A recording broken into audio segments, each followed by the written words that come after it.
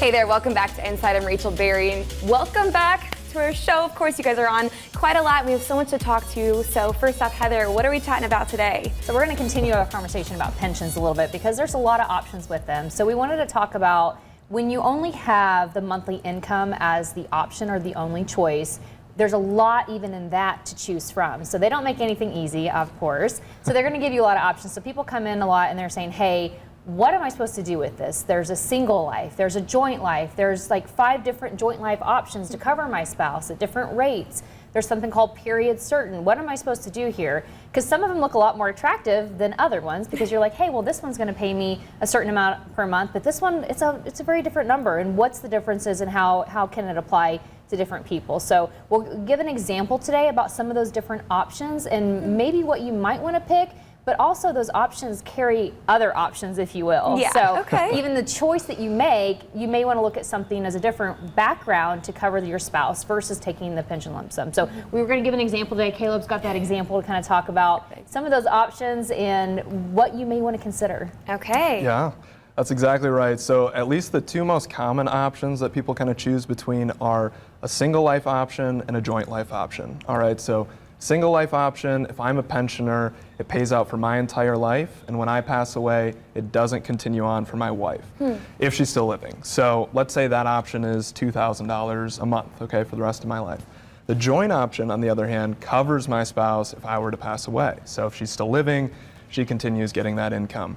Now, the catch is that that is actually going to be slightly lower than what the single life option is. Okay. So for example, let's say it's $1,700. So I'll ask you a quick on-the-fly math question. Oh no.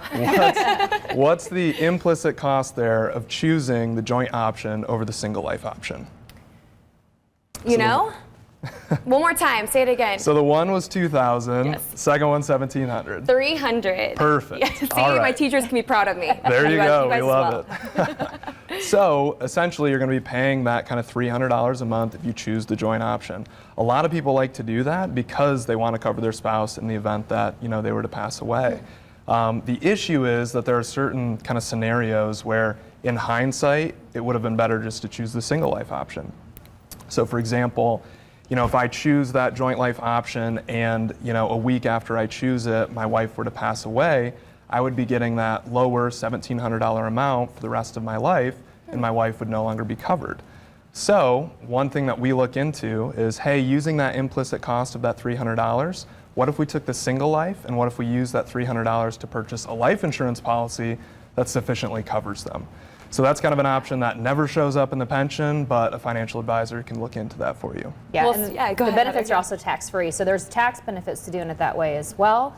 Is that, hey, you bought a life insurance policy instead of covering your spouse. So if you do pass away, your spouse is getting a life insurance policy, which is tax-free, instead of a monthly payment from the pension, which is all taxable. So there's tax benefits for doing that. Okay. Plus, if your spouse, in his case, did pass away early, you have options now. You can leave that life insurance to another family member, or you can also cancel the policy and give yourself that $300 a month raise back into your own pocket. So it gives you control. When you take the joint life, you have no control. If your spouse does not outlive you, or even outlive you by 20 years or so, it may not be worth taking that spousal coverage. So we call this pension replacement life insurance. It's a report that we like to run for people to say, hey, when you're handed this piece of paper that has 10 different options on it, and you're going period certain, spousal at 50%, 75%, what do I do here? We help walk people through the road of where their break-even points are, where it will make sense for them to do a single life, a joint life, or a period certain based on their own circumstances, their own health history,